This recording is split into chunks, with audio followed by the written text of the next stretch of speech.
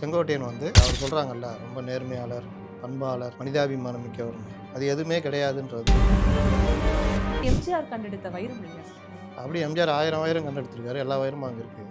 இது கூட அங்கெல்லாம் மாறிட்டு எல்லாருமே அந்த கட்சியில் எடுத்துக்கணும் ஒரு சுயலாபத்துக்காக தான் செயல்படும். அதே தான். நான் நல்லா இருக்கணும், ம். என்ன மீறி யாரும் நீங்கள் ஒரு ஜாதிக்கு நான் முதலமைச்சர் ஆகணும், நான் என்ன முதலமைச்சர் ஆகணும், நம்ம பண்ணலாம், அதெல்லாம் பண்ணலாண்ணா, அதெல்லாம் பண்ணிடலாம். நம்ம எப்படி தாவேக்காக்க சொல்கிறது, மாவட்ட செயலரை அவன் நியமிக்கிறீங்களா, எல்லாம் செதறி ஓடுவாங்க. தேர்தலில் தோத்துட்டா இவர் ஏற்கனவே இவ்வளோ பிரச்சனை இருக்குது, இவ்வளோ ஒரு பரபரப்பு இருக்கிற காலத்திலே வெளியே வர மாட்டேங்குது. ஒரு மாதமாக ஒரு ஆள் உள்ளே இருக்க முடியுமா? அந்த காஞ்சிபுரம் வந்தாரா, வெளியே வந்தாரா பார்த்தீங்களா? அதுக்கப்புறம் எப்படிங்க உங்கள் லட்சணம் தான் தெரியுது. 5 நிமிஷம் பேசுகிறீங்க, பிளாஸ்ட்டுன்றீங்க, மறுபடியும் அங்குன்றீங்க. இந்த சில்லுண்டி பசங்க எழுதுவாங்களா அந்த மாதிரி. என்னடா இது சில்லற பசங்க குழந்தைகள் கட்சி மாதிரி இருக்கு இவங்களா?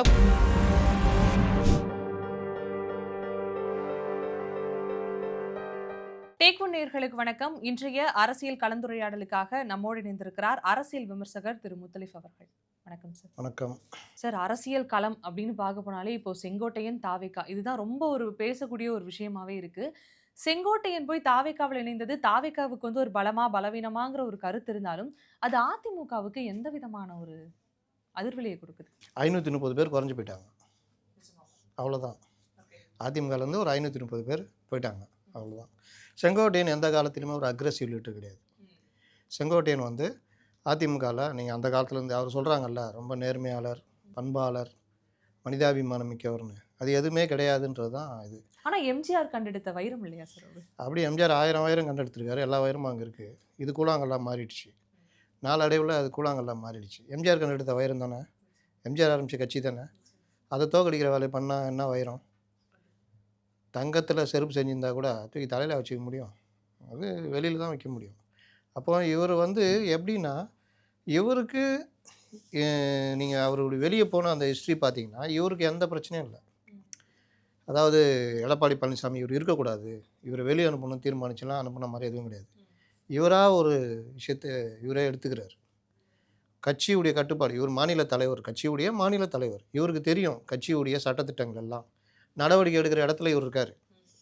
இவரே வெளியில் பேட்டி கொடுக்குறாரு, கட்சி விதியை மீறி பிரிந்தவர்கள்லாம் ஒன்று சேரணும்னு. யாருன்னு கேட்டால் எடப்பாடி தான் தெரியுன்றாரு. அப்போ நீங்கள் எதுக்கு வந்தீங்கன்னு கேட்டால் பிரிந்தவர்கள் ஒன்று கொடுணுன்றாரு. யாருங்க பிரிந்தவர்னு கேட்டால் எடப்பாடி தெரியுன்றாரு. இந்த மாதிரி வாழைப்பழ கதை சொன்னாரா? இது ஒரு பக்கம். இன்னொரு பக்கம் என்ன பண்ணுறாரு, கட்சிக்கு கெடு விதிக்கிறார். இது எல்லாமே கட்சி கட்டுப்பாட்டை மீறிய செயல்னு அவருக்கு நல்லா தெரியும். தெரிந்தே பண்ணுறாருன்னா என்ன நீக்கு அப்படின்னு ஒரு முடிவு அவருக்கு. இவங்களுடைய இப்போ இவர் டிடிவி தினகரன், ஓபிஎஸ், செங்கோட்டையன் 3 பேருமே அண்ணாமலையால் ஆப்ரேட் செய்யப்படுகிறவர்கள். இவர்களுடைய அடிப்படை எதில் இவங்க இணைகிறாங்க, ஒரு நூல் இணைக்குதில்ல இவங்களை. அந்த நூல் என்னன்னு பார்த்தீங்கன்னா எடப்பாடி மேலே உள்ள அந்த காழ்ப்புணர்ச்சி. நம்ம இவர் முதலமைச்சர் ஆகிட்டு இவர் கட்சியை வழி நடத்துகிறாரு அப்படின்னு அதனால் அதிமுக வீழ்ந்தாலும் பரவாயில்ல, எடப்பாடி வரக்கூடாது. அதுக்காக திமுக ஜெயிச்சாலும் பரவாயில்ல, அந்த எண்டுக்கு இவங்க போகிறாங்க. டிடிவிலாம் பார்த்தீங்கன்னா அமித்ஷா டிடிவியும் ஓபிஎஸும் அதிமுகவுடைய உட்கட்சி பிரச்சனை அப்படின்னு சொல்லிவிட்டு ஏன் இந்த விஷயத்த சொல்கிறாங்கன்னா, இவங்களை கொஞ்சம் சாஃப்டன் பண்ணி ஒரு கட்டத்தில் எங்கள் சைடு நாங்கள் நிறுத்திக்கிறோங்க, நீங்கள் கூடுதலாக ஒரு 5-10 சீட்டு கொடுங்க, அதை நான் அவங்களை கொடுத்து நம்ம ஒற்றுமையாக இருக்கணும், அந்த மாதிரி பிஜேபி ஒரு லைன் எடுக்கிறாங்க. ஆனால் அண்ணாமலை பேச்சை கேட்டுக்கிட்டு டிடிவி ஒரு பக்கம். இப்போ நீங்கள் ஒரு நிறுவனத்தில் போய் வேலைக்கு சேர்றீங்க, எல்லாம் ஓகே, சம்பளம் ஓகே, எல்லா இதுவும் ஃபைன் பண்ணி ஹெச்ஆர்ட்ட இது பண்ணி நீங்கள் அக்ரிமெண்ட் சைன் பண்ணுறீங்கன்னா யார் முதலாளின்னு கேட்குறீங்க. இன்னார் தான் முதலாளி. அவர் முதலாளியாக இருந்தால் நான் வேலைக்கு சேர மாட்டாங்க, முதலாளியை மாற்றுங்க அப்படின்னா. ஆமாம், எல்லாருக்கும் சம்பளம் கொடுக்குறவர் அவர், உங்களை வேலைக்கு எடுக்கிறவர் அவர் தான், இதில் முதலாளியை மாற்றணுமா?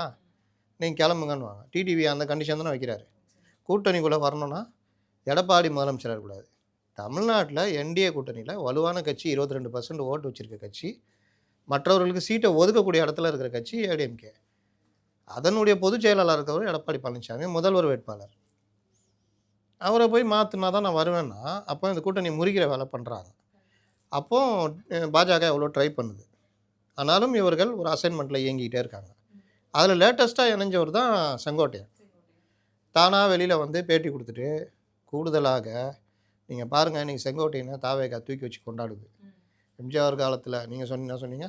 எம்ஜிஆர் கண்டெடுத்த வைரம், ஜெயலலிதாவால் அமைச்சராக்கப்பட்டவர் அது இதுன்னு. அப்படிப்பட்டவர் கொஞ்சம் கூட கூச்சம் இல்லாமல் பிஜேபி தலைவர்கள் எனக்கு அஜெண்டா கொடுத்தாங்க, அதில் தான் நான் இயங்குறேன், என்னை பிஜேபி தலைமையிடம் கூப்பிட்டு இந்த வேலையை செய்ய சொன்னாங்க அப்படின்னு பேட்டி கொடுத்தாரு. ஞாபகம் இருக்கா? ஏங்க பிரிஞ்சவர்களை ஒன்று கூட சொல்கிறீங்க? பிஜேபி தலைமை என்னை கூப்பிட்டு சொல்லிச்சிங்க, அதனால். ஆனா இப்போ இங்க போய் சேர்ந்திருக்காரு. இதை எப்படி எடுத்துக்கலாம் அது தெரியுமா? ஒரு பக்கம். இப்போ இது எப்படி கரெக்டாக இருக்கும்? ஒரு மாநில தலைவர், கட்சியுடைய மாநில தலைவர் இன்னொரு கட்சி சொல்கிறத அந்த அஜெண்டாவில் நான் இயங்குறேன்னு சொல்கிறது, அஜெண்டாவில் இப்போ ஓபிஎஸ்லாம் இயங்குனார் தான். DMK agenda, Annamalai agenda, BJP அஜெண்டான்னு வெளியில் சொல்லலை. ஆனால் இவர் ஓப்பனாக சொல்கிறாரு. இப்படிப்பட்டவர் தாவேகால போய் சேர்றாருன்னா இவர் பாஜக அஜெண்டா இல்லாமல் போய் சேருவாரா? கேட்டிங்களா? ஏன் போய் சேர்றாரு? ஏன் போகிறேங்க, எனக்கு எடப்பாடி பிடிக்கல, சரி போய் தொலை, திமுகவுக்கு போவாத, தாவேகாவுக்கு போ, நாங்கள் என்ன சொல்கிறோமோ அதை கொஞ்சம் ஆப்ரேட் பண்ணு போ அப்படின்னு தான் அசைன்மெண்ட்டில் தான் அவர் அனுப்பிச்சி வைக்கிறாங்க. ஓகே, அங்க ஓப்பனா சொன்னது தான் இங்கேயுமே நடந்திருக்கு இல்லையா? ஏன்னா டிஎம்கே இதோட பெரிய ஆஃபர் அவருக்கு வைக்கிறாங்க. அன்னைக்கு காலையில் இவரை பார்த்து எல்லாம் பேசுகிறாங்க, அண்ணா வந்துருங்கண்ணா பார்த்து பண்ணிக்கலாண்ணா, அங்கே என்னண்ணா அதோட பார்த்து பண்ணிக்கலாண்ணா, டபுள் தி அமௌண்ட்டு பார்த்துக்கலான்னுன்றாங்க. இவர் முடியவே முடியாது, நான் தாவேக தான் போவேன்னா, அப்போ இவர் அந்த ஆஃபரெல்லாம் தாண்டி இங்கே வராருன்னா அப்போ இவருக்கு அசைன்மெண்ட்டு தானே. அதுவும் இல்லாம அவர் வந்து 5 நிபந்தனைகள்லாம் விதிச்சு தான் தாவேகால போய் சேர்ந்திருக்காங்க அப்படின்னு ஒரு அப்படின்றாங்க. பத்திரிகையில் எழுதியிருக்காங்க. அதை வச்சுட்டு 5 நிபந்தனை பாருங்கள், செம்ம காமெடியாக இருக்கும். சொல்லுங்கள்.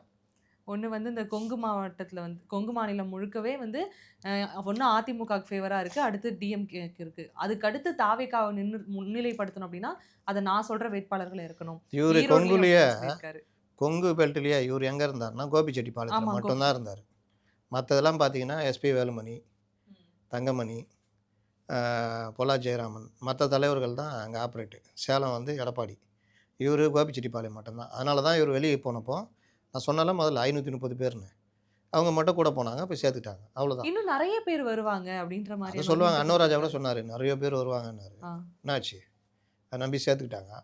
அன்னூராஜா தவிர யாருமே இல்லை. மைத்ரேயன் போனார், என்னாச்சு? அங்கே ஓபிஎஸ் அணிலேருந்து மனோஜ் பாண்டியன் போனார், என்னாச்சு? இதெல்லாம் உதிரிகள்.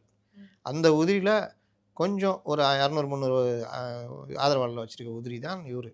இவர் அந்த காலத்துலேயும் அக்ரெசிவ் லீடர் கிடையாது. இவர் முன்னெடுத்து பல இது இப்போ நீங்கள் பார்த்தீங்கன்னா செங்கோட்டையன் பேட்டி கொடுத்து என்னைக்கா பார்த்துருக்கீங்களா? அதாவது நல்லா ஏடிஎம்கில் இருக்கும்போது ஏடிஎம்கேக்கு எதிர்த்து, டிஎம்கே எதிர்த்து அக்ரெசிவாக இப்போ இவர் ஜெயக்குமார் பேசுவார், சிவி சண்முகம்லாம் ரொம்ப கொடூரமாக பேசுவார். இவர் அக்ரெசிவா பேசி நம்மளால பார்க்க பேட்டியே கொடுக்க முடியாது. மாட்டார். பேட்டி கொடுக்க ஆரம்பிச்சாருன்னா நீங்கள் மைக்கெல்லாம் போட்டு எந்திரிச்சு போய் டீ சாப்பிட்டு வந்தாலும் அவர் அப்படியே பேசின்னு தான் இருப்பார். 1977 முதல்வர், அன்றைய முதல்வர் எம்ஜிஆர் என்னை கண்டெடுத்தார், 1991 புரட்சித் தலைவி அம்மா அவர், இப்படியே போவார். இந்த நம்ம சில பேருடைய பேச்செலாம் கேட்கும்போது பார்ப்பேன், என்னடா உள்ளாட்டாகுது, டக்குன்னு இது பண்ணி ப்ளேபேக் ஸ்பீடை 2ல் வச்சோம், நார்மலாக இருக்கும். அதில் பார்த்தீங்கன்னா திருமாவளவன் இவர் எல்லாம் அந்த மாதிரி கேஸ். நீங்கள் ப்ளேபேக் ஸ்பீடு 2ல் வச்சாலே 1971 புரட்சித் தலைவர் என்னை கண்டெடுத்தார் இப்படி நம்ம பேசுகிறோம்ல, அந்த நார்மல் ஸ்பீடு இருக்கும். அப்போ 10 நிமிஷத்தில் சொல்ல வேண்டியதாக அரை மணி நேரமாக இழுப்பார். இவர் என்ன இவர் நல்லது தான், ஏன்னா தாவேகால பேசவே மாட்டாங்க. இவர் 10 நிமிஷத்தில் பேச அரை ஹவர் பேசுவார், சப்ஜெக்ட் பேச மாட்டார். இவருக்கு நான் வச்ச பேர் வெண்டைக்காய் பேட்டின்னு. ஏன்னா வெண்டைக்காய் நீங்கள் என்ன பண்ணாலும் அது வளவளம் தான் இருக்கும். எண்ணெய் சட்டியில் போட்டு வறுத்து, அதனால தான் வறுத்து செய்வாங்க, வெண்டைக்காவை போட்டு வறுப்பாங்க, ஏன்னா அந்த வளவளப்பு தன்மை போகணுன்னு. அப்போவும் அது வளவளப்பாக தான் இருக்கும். அந்த மாதிரி தான் இவர். இதெல்லாம் அவர் பேசும்பொழுது என்ன தோணுது அப்படின்னா, ஒருவேளை வந்து ஓபிஎஸ் அவர்கள் இவங்க கூட போய் சேரவும், டிடிவி தினகரன் இவங்க கூட போய் சேரவும், ஒரு தாவேகா இன்னும் வலுவாகிடுமோ? நீங்கள் டிடிவி தினகரன் அதிமுகலேருந்து நீக்கப்பட்டு கிட்டத்தட்ட 8 வருஷம் ஆகுதுங்க. இப்போவும் அதிமுக பலகீனமாகுது. ஒருவேளை டிடிவி அங்கே போயிட்டாருன்ற கேள்வி வைக்கிறது எனக்கு காமெடியாக தான் இருக்குது. டிடிவி தினகரன் ஆனா எனக்கு என்னன்னா, தாவேகா வந்து கட்சி ஆரம்பிச்ச நாள்ல இருந்து சொல்ற விஷயம் என்ன அப்படின்னா, மாற்றத்தை உருவாக்க போறோம், மாற்றத்தை உருவாக்க போறோம்னு சொல்லிட்டு இருந்தாங்க. இப்ப வரைக்கும் அவங்க என்ன மாற்றத்தை உருவாக்குறாங்க அப்படின்னா, இருக்கக்கூடிய மற்ற கட்சிகள்ல இருந்து இது ஆட்களை எல்லா கூட்டு கட்சியும் தானே வராங்க. பண்ணுறாங்க. திமுக அப்படி பார்த்தா பெரும் மாற்றத்தை உருவாக்குது. இங்கேருந்து பிரிஞ்சவங்க எல்லாரும் ஏடிஎம்கே தான், டிஎம்கே தான் போயிருக்காங்க. ஒரே ஒன்று கண்ணே கண்ணு வந்திருக்காங்க. அதில் என்ன மாற்றம்? இவங்க நாங்கள் மாற்றமல்ல, கூட மாற்றம் கிடையாது, மாற்றாக வரவில்லை, சூழ்நிலைக்கேற்ப வருகிறோம் அப்படின்றாங்க. நேற்றுலாம் ஆர்எஸ் பாரதி அந்த திட்டுறாப்புல, நேரடியாக உருவக்கேலி பண்ணுறாப்புல. ஏதாவது எதிர்ப்பு வந்ததா? சிபிஐ விசாரணை தடை கேட்டு இவங்க தமிழ்நாடு கவர்மெண்ட்டு உச்சநீதிமன்றம் போயிருக்காங்க. கேவியட் போடணும், அவங்க பண்ணாங்களா? இல்லை சிபிஐ விசாரணைக்கு தடை கேட்குறீங்களே, பயப்படுறீங்களா? பயப்படுறா குமார், பயம் வந்துடுச்சா? நேர்மையாக விசாரணை நடந்தோன்னா யார் யார் மாட்டோன்னு பயம் வருதா? இதை தான் நாங்கள் கேட்டோம். எங்களை மாட்டிக்குவீங்கன்னு சொன்னீங்க, அப்புறம் ஏன் நீங்கள் பயப்படுறீங்க? கேட்ட அறிக்கை வரணுமா வேணாவா? 4வது நாள் இன்னைக்கு. நான் அவங்க மாநில நிர்வாகிகளை கூப்பிட்டு சொன்னேன், சார் உடனே கேவிட் போட சொல்லுங்கள், உடனே அறிக்கை விட சொல்லுங்கள் சார். நான் சொல்லியே 2 நாள் ஆகுது. இந்த லட்சணம் தான் இவர்கள் வந்து மாற்றமல்ல, சூழ்நிலைக்கேற்ப வருபவர்கள் அப்படின்றது. என்னன்னு கேட்டிங்கன்னா, பயங்கரமான ஆட்கள் இவங்க. ஒவ்வொரு வீட்டுக்கும் மோட்டார் பைக்கு லட்சியம், கார் நிச்சயம், இப்படி. இதெல்லாம் சொல்ல தானே சார் சரியா இருக்கும். அதை செயல்படுத்துறதுக்கு என்ன ஒரு திட்டம் வச்சிருப்பாங்கன்னு நினைக்கிறீங்க? ஒரு மோட்டார் பைக் எவ்வளோ? 100 சிசி.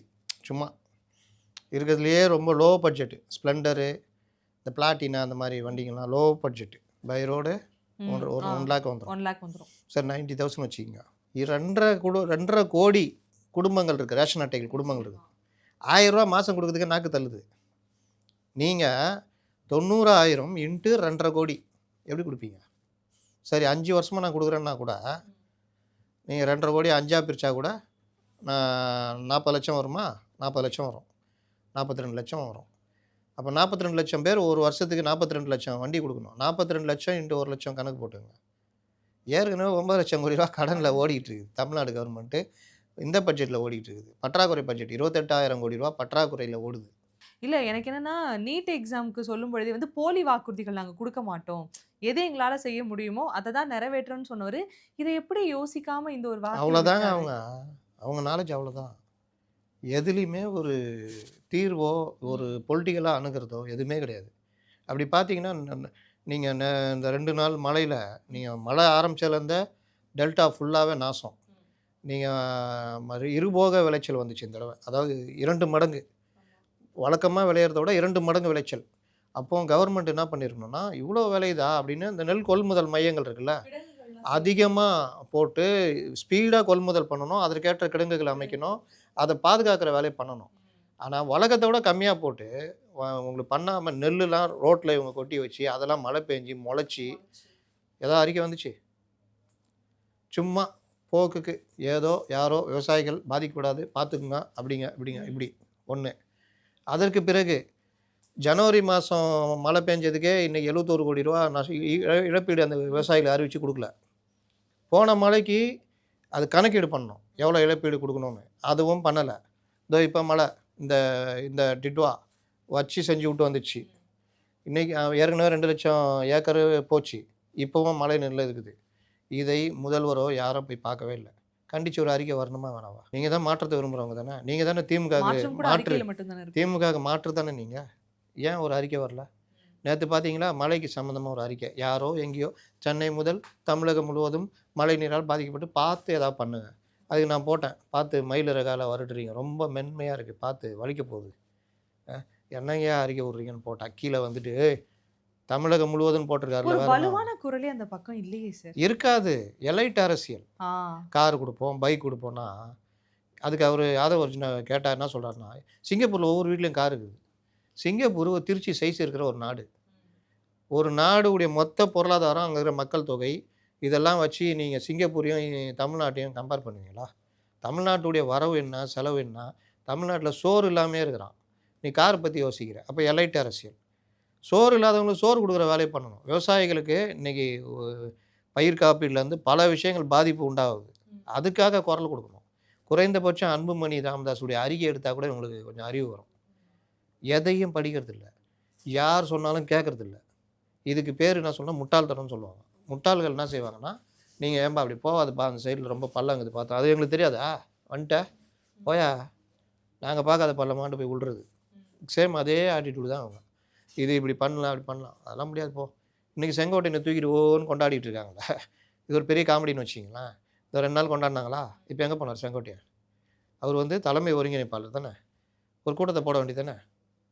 அப்பாயின்மெண்ட் பண்ணி 5-6 நாள் ஆகுதுல, ஒரு வாரம் 10 நாள் இருக்குமா வந்து? இவ்வளோ நாள் என்ன பண்ணிகிட்ருக்காரு? குறைந்தபட்சம் ஒரு தலைமை செயற்குழு கூட்டத்தை கூட்டி இந்த விஷயத்தெல்லாம் ஒரு அறிக்கை விடணுங்க. இந்த நெல் இதெல்லாம் பாதிக்கப்பட்டிருக்கு, டெல்டா மாவட்டம் கடுமையாக பாதிக்கப்பட்டிருக்கு, நம்ம இதுக்கெல்லாம் வந்து அறிக்கை விடணும், எதாவது பண்ணணும்ல. தெரியுதா செங்கோட்டையன் அதுக்கு லாய்க்கு இல்லைன்னு? ஆனால் அதுக்கு லாய்க்கான ஆட்கள் இருந்தாங்க. யார்? KS ராதாகிருஷ்ணன், பழக்கருப்பையா, ஜெயந்தி நடராஜன், இந்த மாதிரி ஆட்கள் வந்து பெரிய அனுபவம் உள்ளவங்க. இப்போ செங்கோட்டையனை சொல்கிறீங்களா, 70களிலேயே கட்சி அரசியலுக்கு வந்தவர் KS ராதாகிருஷ்ணன். காங்கிரஸில் டாப்பில் இருக்க காங்கிரஸில் வந்தவர்.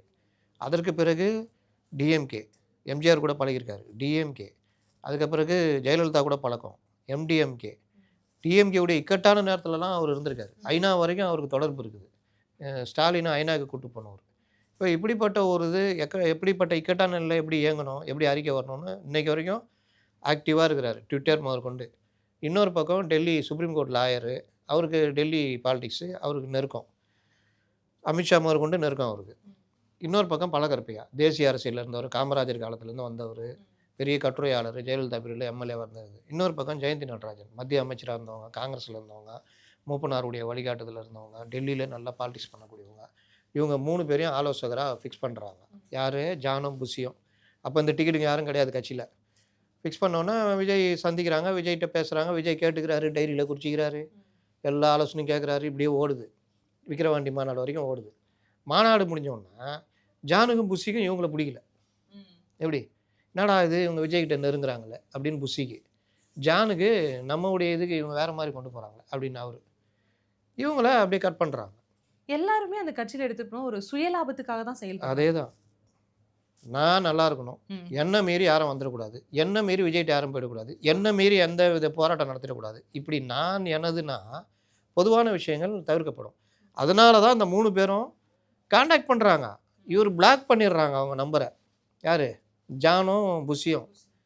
அவங்க பார்க்குறாங்க, என்னடா இது சில்லற பசங்க, குழந்தைகள் கட்சி மாதிரி இருக்குது. இவங்களா கூப்பிட்டாங்க, இவங்களா இது பண்ணாங்க. இப்போ இவங்களா எவனாவது சுவிட்ச் ஆஃப் பண்ணுவானா, பிளாக் பண்ணுவானா? ஆனால் கேவலமாக இருக்கான்ட்டு அவங்க வேலையை பார்க்க போயிடுறாங்க. இன்னைக்கு கே.எஸ். ராதாகிருஷ்ணன் பாஜகவில் இருக்கிறாரு தான். பிரதமர் வரவிருக்கும் போது வரவேற்பு இடத்துல இருக்கிறார். அமித்ஷா கூட தொடர்பில் இருக்கார். இன்றைக்கி அவர் இது பழக்கற்பையா அவருடைய ஒர்க்கை பார்த்துருக்காரு. ஜெயலலிதா வேலையை பார்த்து போயிட்டாங்க. நஷ்டம் யாருக்கு? கரூர் மேட்ருக்கு இவ்வளோ பிரச்சனைக்கு கே.எஸ். ராதாகிருஷ்ணன் இருந்தால் வச்சு செஞ்சுருப்பார் இவங்களை, டிஎம்கேவை. நீங்கள் ஓடி ஒளிகிற அவசியம்லாம் இருந்திருக்காது. அப்போ உங்கள் நிலைமை என்ன? நீங்கள் அதற்கான ஆளே கிடையாது. நீங்கள் ஒரு ஜாலிக்கு நான் முதலமைச்சர் ஆகணும், நான் என்ன முதலமைச்சர் ஆகணும்னா பண்ணலாம், அதெல்லாம் பண்ணலாண்ணா, அதெல்லாம் பண்ணிடலாம். நம்ம வந்து எப்படி இப்போ கூடுதலாக ஒருத்தர் சென்ட்டார். ஆனால் இப்போ தான் Vindi.comல பார்த்தேன், 38% வந்துட்டோம் நம்ம. ஒரு வாட்டில் ஏற்றிக்கினே போகிறாரு. 15, 10, 15ன்னாரு, 20ன்னாரு, 25ன்னாரு. அன்றைக்கி தந்தி டிவி பேட்டில் 28%. அப்புறம் 45 வயசு கீழே இருக்கிற எல்லாருமே தாவேக்கு ஆதரிக்கிறாங்க. இவரா முடிவு பண்ணிக்கிறாரு. எங்கேருந்து முடிவு பண்ணீங்க? எப்படி முடிவு இந்த பண்ணுறீங்க? கண்மூடித்தனமான ஒரு அசட்டு தைரியம் வருதுல்ல, இத்தனை வாசத்துல அசட்டு தைரியம் அரசியலில் ஜெயிக்காதுங்க. வைகோட்ட இதாங்க இருந்துச்சு, நான் தான் சிஎம். என்னை பார்த்தியா 19 மாவட்ட செயலர் என் கூட வந்துட்டான் டிஎம்கேலேருந்து, பேர் பாதி பிரிச்சுட்டு வந்துட்டான். அதெல்லாம் உண்மை தான். எவ்வளோ இளைஞர்கள் பார்த்தியா, நான் நடத்தின கூட்டமே பேரணியாக. இப்போ மவுண்ட் ரோட்டில் ஊர்வலம் போகலாம், பீச்சில் கூட்டம் போடலாம். மவுண்ட் ரோட்டில் ஊர்வலத்துடைய தலை வந்து சீரணி அரங்கத்தில் இருக்குது. கண்ணகி சிலை பக்கத்தில் ஒரு வே போகல, அது உள்ளே போனால் சீரணி அரங்கன்னு பீச்சில் அப்போ கூட்டம் நடத்துவாங்க, போகலாம். அந்த தலை அங்கே இருக்குது. வால் வந்து அண்ணா சிலையில் அங்கே இருக்குது. அவ்வளோ பெரிய ஊர்வலம், லட்சக்கணக்கான இளைஞர்கள். விடிய விடிய இன்றைக்கி தாவேக்கால சேரலான்னு முட்டி முட்டி மோதி நிற்கிறாரு நாஞ்சில் சம்பத்து. அப்போ தான் அவர் வந்து வெளிச்சத்துக்கு வந்தார். அவர் உட்காந்து கிட்டத்தட்ட ஒரு 4-5 மணி நேரம் பேசிக்கிட்டு இருக்காரு. இந்த ஊர்வலம் வர வர பேசிக்கிட்டு இருக்காரு. யாரா இவருன்னு எல்லாம் பார்க்குறாங்க. அவ்வளோ பெரிய பேச்சாளர் அவர். வைகோ 2 மணிக்கு உள்ளே வர்றார், நைட்டு 2 மணிக்கு. அப்போல்லாம் டைம்லாம் கிடையாது. 2 மணிக்கு ஆரம்பித்து அவர் ஒரு வீர உரை. அப்படிப்பட்ட வைகோ இதே மாதிரி தான். நான் தான் அப்போ வந்து காங்கிரஸ் கூட பிரச்சனையாகி மூப்பனார் வெளியே வர்றார். வைகோ தான் முதல்ல பார்க்குறாரு, நான் வரேன் கூட்டணி வச்சுக்கலாம் அப்படின்னு. நான் வந்து முதலமைச்சர் வேட்பாளர், உங்களுக்கு வேணால் 10 சீட் தட்டுமா, 20 சீட் தட்டுமான்றார். அந்த ஆள் பைத்தியக்காரனாகிறான். மூப்பனார் டிஎம்கே வர்றாரு. கலைஞர் அப்படியே அனுப்பிச்சிக்கிறார், வாங்க வாங்க என்ன பண்ணலாம், 45 சீட்டு வச்சுக்கிங்க வாங்க. இது பண்ணோன்னா சோ வராரு, சோவை பிடிச்சி போடுறாங்க. சோவை வச்சு ரஜினி. ராமதாஸ் வைகோக்காக காத்துக்கிட்டு இருக்காரு. இதே கே.எஸ். ராதாகிருஷ்ணன் தான் என்கிட்ட சொன்னார், தம்பி எல்லா ஏற்பாடு பண்ணி ராமதாஸ் காத்துக்கிட்டு இருக்காரு, இவர் வரவே இல்லை தம்பி கடைசி வரைக்கும் அப்படின்னு. அந்த லட்சத்தில் தான் இவர் அன்னைக்கு. அந்த நாள் என்ன ஆச்சு? 0. நீங்கள் கலைஞர் டக்குன்னு ஃபார்ம் பண்ணி 1 மாதத்துக்குள்ளே நிலைமை தலைகீழாயிடுச்சு. திடீர் புயல் மாதிரி உருவாகி யார் ஜெயிப்பா? இவங்க அணி தான் ஜெயிக்கும், டிஎம்கே டிஎம்சி தான் ஜெயிக்கும். வேறு லெவலு. ரஜினி வேறு வாய்ஸ் கொடுக்குறாரு. அது அப்படியே தலைகீழ மாறி அடித்தாங்க அடி. ஜெயலலிதா ஏடிஎம்கே 4 சீட்டு, இவர் ஒரே ஒரு சீட்டு, முடிஞ்சிச்சு கதை. அப்போ எப்போவுமே அரசியல் களத்தை நம்முடைய உயரம்னா நம்ம எப்படி பலகீனமாக இருக்கிறோம், நம்ம யார் கூட சேர்ந்தால் பலம், இதெல்லாம் கணக்கு பண்ணி பண்ணுறவன் ஜெயிக்கிறான். இறுதி முடிவு வந்து யார் ஜெயிக்கிறாங்களோ அதுதான். எவ்வளோ பெரிய ஆள், அவர் வந்து இதனால தான் தோத்தார், அதெல்லாம் தேவையில்லை. ஜெயிச்சியா கிளம்பு, அவ்வளோதான். வைகோ அவ்வளோ பெரிய ஆள். ஆகும் கூட்டணி வச்சாரா, ஜெயிச்சாரா, முதலமைச்சர் ஆகிட்டாரா? இப்போ டிஎம்கே தான் ஒரிஜினல் டிஎம்கே அவங்க தானே ஆயிடுச்சா? கலைஞருக்கு நிரூபிக்க வேண்டிய நிர்பந்தம் இருந்ததில்ல, நாங்கள் தான் ஒரிஜினல் டிஎம்கேன்னு நிரூபிச்சாரா? அப்படியே கரைஞ்சி கரைஞ்சி கரைஞ்சி இங்கே வந்துடுச்சா? இன்றைக்கி வைகோ எங்கே இருக்கார்? இதே தான் தாவேக்காக்க சொல்கிறது. உங்கள் ஃபாலோவர்ஸு ரசிகர் இருப்பான், மாவட்ட செயலரை அவன் நியமிக்கிறீங்களா, எல்லாம் செதறி ஓடுவாங்க. தேர்தலில் தோத்துட்டா ஜெயிச்சியான்னு கேட்பாங்க. நீ எல்லாம் சொன்னியே, நீ தானே முதலமைச்சர்னா, ஜெயிச்சியா? இல்லை ஒரு 5 சீட்டு ஜெயிச்சியா? ஜெயிக்கல. அப்புறம் என்ன? இவர் ஏற்கனவே இவ்வளோ பிரச்சனை இருக்குது, இவ்வளோ ஒரு பரபரப்பு இருக்கிற காலத்திலே வெளியே வர மாட்டேங்கிறார்.